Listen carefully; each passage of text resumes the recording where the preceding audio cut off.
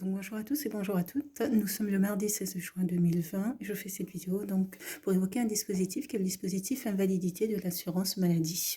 Donc l'invalidité est la reconnaissance de la réduction de la capacité de travail d'un ou d'une assurée sociale d'au moins 2 tiers. Cette reconnaissance s'effectue sur le plan médical par donc le service médical donc de l'assurance maladie sur la base soit à la demande de l'assurée sociale sur la base du certificat médical qui est établi par son médecin traitant, soit à la forclusion de ses droits aux indemnités journalières de l'assurance maladie qui, sur une période de 3 années, le passage invalidité peut être proposé au niveau du service médical. Donc le médecin conseil envoie la lettre médico-administratif automatisé donc au service médical indiquant son avis favorable pour un passage en invalidité, et il y a une partie administrative qui est à réaliser également par l'assuré social puisqu'il y a des éléments à fournir.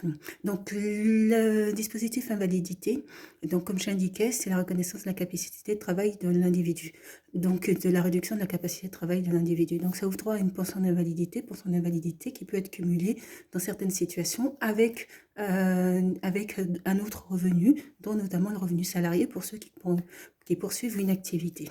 Il y a 3 catégories d'invalidité. Donc en catégorie 1, il est considéré que l'individu, l'assuré social, est toujours en mesure de pouvoir poursuivre une activité salariée. Il y a la catégorie 2. Donc la catégorie 2, vous verrez dans les textes, il y a marqué n'est pas en mesure d'assurer une activité. Et la catégorie 3, c'est pour les personnes en très grand handicap et donc qui bénéficient d'une majoration tierce personne.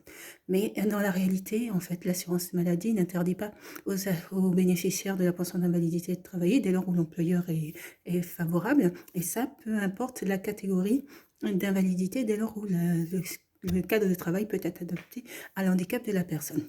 Donc le montant de la pension d'invalidité est calculé sur les 10 meilleures années de travail. Donc à partir du relevé de carrière, ils prennent les 10 meilleures années de travail et ils calculent ici le montant d'invalidité dont a le droit la personne et qui, selon la catégorie, varie soit de 30%, soit 50% du salaire annuel moyen de base calculé sur les 10 meilleures années de travail.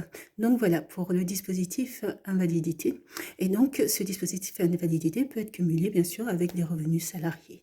Donc bon, il faut que j'interrompe la vidéo, mais j'aurai certainement une seconde vidéo sur cette thématique. Bonne journée à vous.